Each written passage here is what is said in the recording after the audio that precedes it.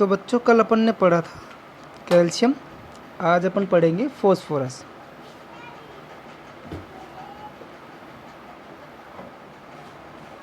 Introduction of phosphorus.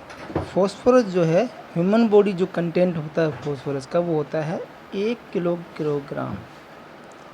1 kilogram के approximately phosphorus हमारी human body के अंदर पाया जाता है।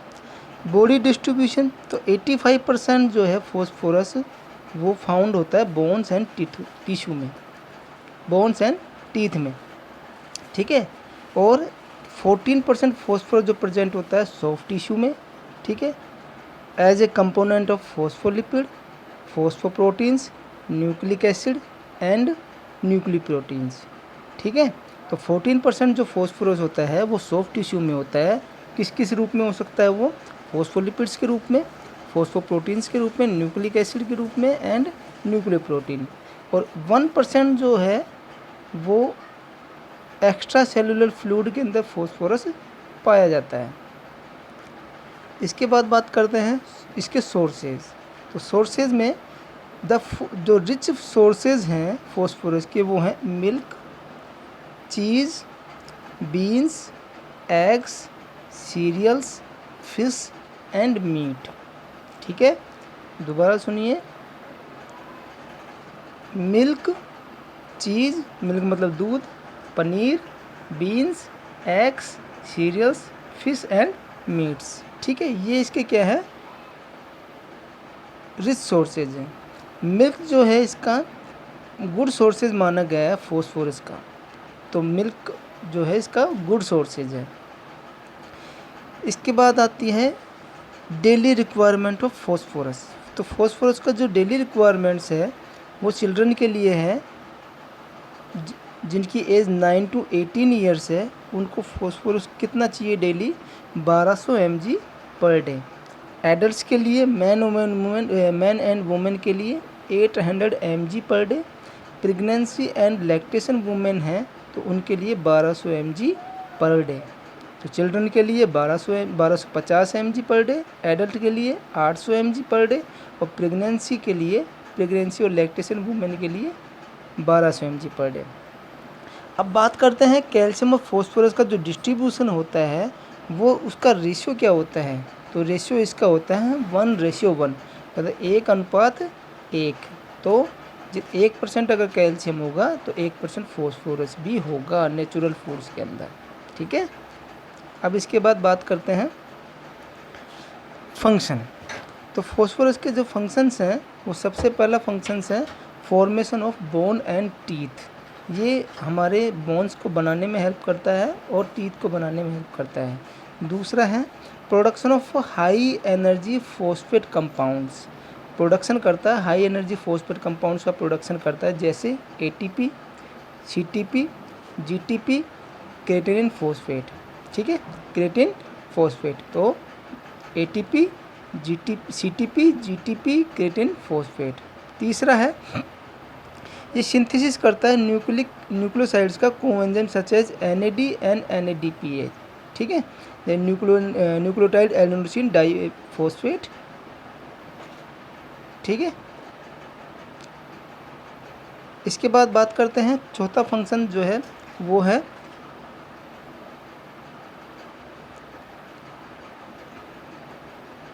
DNA and RNA synthesis. DNA और RNA का सिंथेसिस करता है where phosphodiester linkage form the backbone, ठीक है। इसके बाद है फॉर्मेशन। तो ये DNA मेनली ये बात ध्यान रखने की है कि DNA और RNA का सिंथेसिस करता है। फॉस्फोरस जो है DNA और RNA का सिंथेसिस करता है। इसके बाद है formation of phosphate ester such as glucose 6 phosphate, phospholipids. तो ये फॉस्फेट एस्टर का भी क्या करता है? फॉर्मेशन करता है, जो कि क्या क्या है? ग्लूकोज 6 फॉस्फेट और फॉस्फोलिपिड्स। इसके बाद है फॉर्मेशन ऑफ फॉस्फोप्रोटीन्स का फॉर्मेशन भी करता है, जैसे केजीन, एग्जाम्पल उसका है केजीन। नेक्स्ट है activation of enzyme by phosphorylation. ये एक्टिवेशन करता है एंजाइम का जो कि फॉस्फोरिलेशन के द्वारा बनते हैं, उन एंजाइम्स का ये क्या करता है, एक्टिवेशन करता है। नेक्स्ट है phosphate buffer system in blood. जो ये है इसका फॉस्फेट बफर सिस्टम ब्लड के अंदर उसको भी होने के लिए हेल्प करवाता है। जो रेशियो होता है वो कितना होता है, इसका रेशियो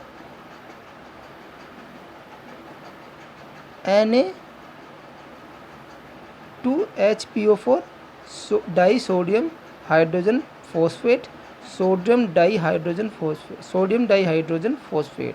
तो इनका जो रेशियो होता है वो 4:1 का होता है और इनकी जो pH होती है वो कितनी होती है, 7.4। दोबारा सुन लीजिए, जो फॉस्फेट बफर सिस्टम होता है ब्लड के अंदर वो फॉस्फेट के द्वारा ही होता है और इनका जो रेशियो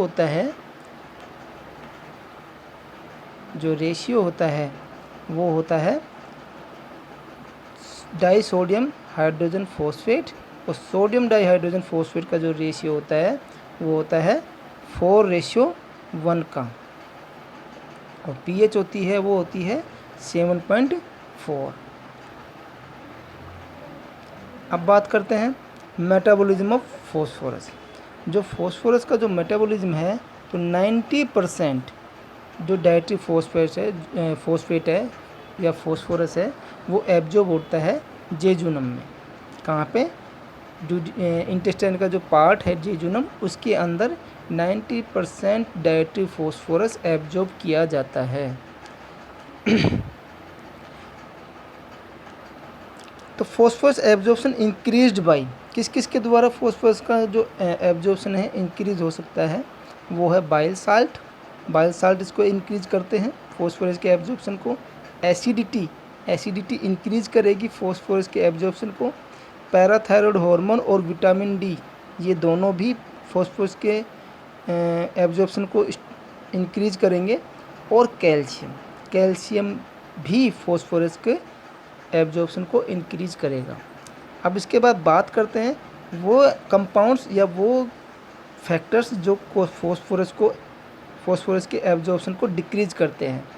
तो सबसे पहले एल्केनिटी मतलब pH अगर 7.0 से ऊपर की तरफ जाएगी, इंक्रीज होगी, ठीक है, मतलब 7.1, 7.2, 7.3, 7.4 ऐसे ऊपर की तरफ जाएगी, तो जितना ऊपर की तरफ जाएगी उतना ही फॉस्फोरस का एब्जॉर्प्शन डिक्रीज होगा। मैग्नीशियम एंड एल्यूमिनियम का अगर कंटेंट इंक्रीज होगा बॉडी के अंदर, ठीक है, तो भी फॉस्फोरस का जो एब्जॉर्प्शन है वो डिक्रीज होगा, ठीक है। नेक्स्ट फॉस्फोरस का डिस्ट्रीब्यूशन। तो फॉस्फोरस का जो डिस्ट्रीब्यूशन होता है वो ह्यूमन बॉडी के अंदर जो फॉस्फोरस होता है मेनली अपन ने अभी देखा था 1 किलोग्राम के अप्रोक्सीमेटली होता है, ठीक है। तो ह्यूमन बॉडी के अंदर 840 जो ग्राम फॉस्फोरस है वो कंटेन होता है। ह्यूमन बॉडी के अंदर 840 ग्राम जो फॉस्फोरस है वो कंटेन रहता है, ठीक है। इसके बाद बात करते हैं कि 80% जो फॉस्फोरस है वो किसके अंदर पाया जाता है, बोन्स एंड टीथ के अंदर, और जो बाकी का जो 20% है वो फॉस्फोरस पाया जाता है टिश्यू के अंदर, ठीक है। और जो नॉर्मल जो सीरम फॉस्फेट लेवल है वो होता है 2.8 to 4.5 mg/dl। दोबारा सुन लीजिए ध्यान से, जो सीरम फॉस्फेट लेवल है उसका जो नॉर्मल वैल्यू है वो कितनी है, 2.8 to 4.5 mg/dl।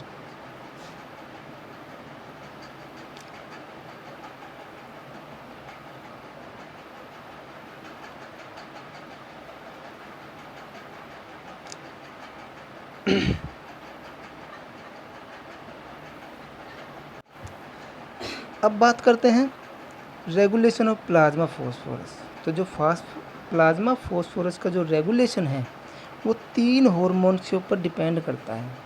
पहला है कैल्सिट्रायोल, दूसरा है पैराथायरॉयड हार्मोन और तीसरा है कैल्सिटोनिन। कैल्सिट्रायोल जो है विटामिन डी है, क्योंकि विटामिन डी भी एक तरह से हार्मोन ही माना गया है, ठीक है। तो कैल्सिट्रायोल है विटामिन डी। पीटीएच जो है पैराथायरॉयड हार्मोन, जो कि पैराथायरॉयड ग्लैंड से सीक्रेट होता है, और कैल्सिटोनिन भी क्या है, एक हार्मोन है।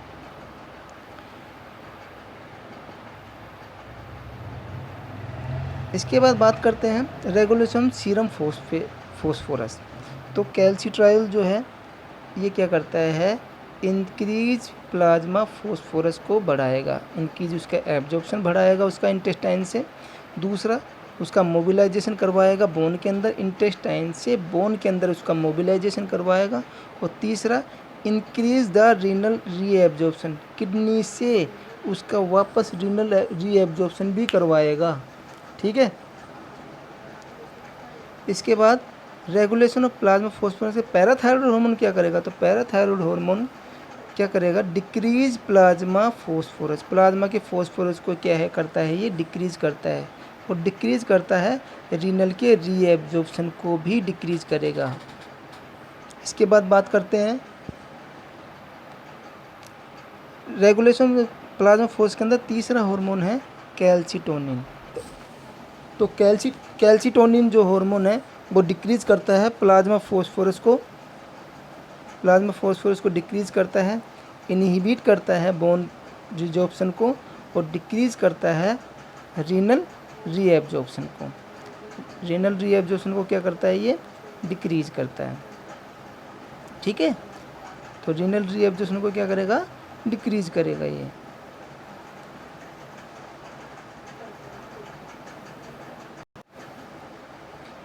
Disorder of phosphorus metabolism.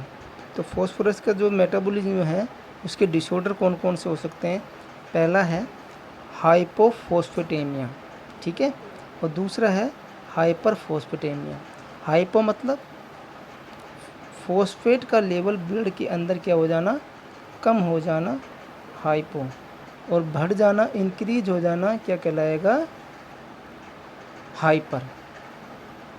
Clear. अब बात करते हैं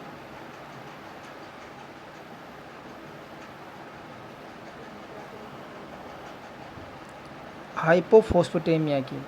तो हाइपोफॉस्फेटेमिया जो सीरम इनऑर्गेनिक फॉस्फेट जो कंसंट्रेशन है, ये अगर बिलो 2.5 मिलीग्राम पर डेसीलीटर से कम हो जाता है, क्यों, क्योंकि अपन ने जब नॉर्मल वैल्यू पढ़ी थी तो कितनी थी नॉर्मल वैल्यू,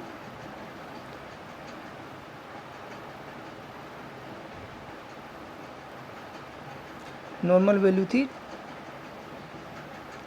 ये रही 2.8 टू 4.5 mg पर डेसीलीटर पर। अब जो हाइपोफॉस्फेटेमिया है उसके अंदर जो नॉर्मल वैल्यू है कितनी हो रही है इसकी, 2.5 mg पर डेसीलीटर। इसका मतलब क्या है कि जो नॉर्मल से फॉस्फेट का लेवल है ब्लड के अंदर नॉर्मल से कम जा रहा है, तो इसका मतलब हाइपो कम हो रहा है, ठीक है। तो क्या क्या रीजंस हो सकते हैं, क्या क्या कॉजेज हो सकते हैं उसके। तो पहला है डिक्रीज इनटेक, हम फॉस्फोरस का लेवल जो है प्रॉपर न्यूट्रिशन के मामले में प्रॉपर न्यूट्रिशन हम फॉस्फोरस में नहीं ले रहे हैं, मतलब हम इनटेक नहीं कर रहे हैं, प्रॉपर फॉस्फोरस हम इनटेक नहीं कर रहे हैं। दूसरा है डिक्रीज एब्जॉर्प्शन, कि इंटेस्टाइन से जो एब्जॉर्प्शन जेजुनम वाले पार्ट से जो होता है उस वाले पार्ट से एब्जॉर्प्शन जो है वो डिक्रीज है, मतलब वह प्रॉपर एब्जॉर्प्शन वहाँ से फॉस्फेट का हो ही नहीं रहा है। तीसरा है कि इसका फॉस्फेट का लॉस हो रहा है, फॉस्फोरस का लॉस हो रहा है, वो एक्सक्रेट होकर के बाहर निकल रहा है, चाहे वो किडनी से हो, ठीक है, चाहे वो स्वेट के थ्रू हो, ठीक है, चाहे वो स्टूल के थ्रू हो, चाहे वो यूरिन के थ्रू हो, चाहे वो स्वेट के थ्रू हो, ठीक है, इनके कारण से क्या हो रहा है, बाहर निकल रहा है। तो तीनों रीज़न, डिक्रीज इनटेक मतलब हम प्रॉपर इनटेक नहीं कर रहे हैं, दूसरा डिक्रीज एब्जॉर्प्शन मतलब प्रॉपर तरीके से एब्जॉर्प्शन नहीं हो रहा है, डिक्रीज हो रहा है एब्जॉर्प्शन, और तीसरा है लॉस ज़्यादा हो रहा है। ठीक है, अब हाइपोफॉस्फेटेमिया के फीचर्स क्या क्या होते हैं? तो हाइपोफॉस्फेटेमिया के फीचर्स जो हैं वो होते हैं, क्या क्या क्लिनिकल मैनिफेस्टेशंस हो सकते हैं, क्या क्या उसको सिम्टम नज़र आएंगे। अगर ये कंडीशन एक्यूट है, तो उसको एनीमिया होगा, ल्यूकोसाइट डिसफंक्शन, एनीमिया मतलब ब्लड की बॉडी के अंदर कमी हो जाएगी, एचबी लेवल जो एचबी का कंटेंट है वो कम हो जाएगा। दूसरा है ल्यूकोसाइट डिसफंक्शन, मतलब ल्यूकोसाइट जो डब्ल्यूबीसी हैं वो प्रॉपर वर्क नहीं करेंगी।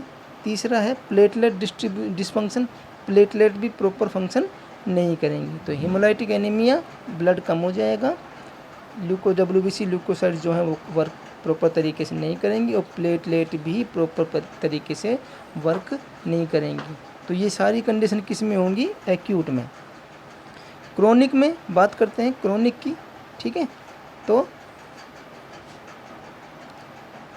क्रोनिक के अंदर एनोरेक्सिया, मतलब उसको लॉस ऑफ एपेटाइट रहेगा, भूख नहीं लगेगी, वीकनेस रहेगी, उसको कमजोरी रहेगी, मसल्स एंड बोन के अंदर पेन रहेगा, और उसके फ्रैक्चर होने के चांसेस भी रहेंगे, क्योंकि बोन्स के अंदर फॉस्फोरस जो है वो डिपोजिशन नहीं होगा, कम डिपोजिशन होगा, जिसके कारण से बोन क्या हो जाएंगी? कमज़ोर हो जाएंगे, फ्रैक्चर होने के चांसेस भी रहेंगे।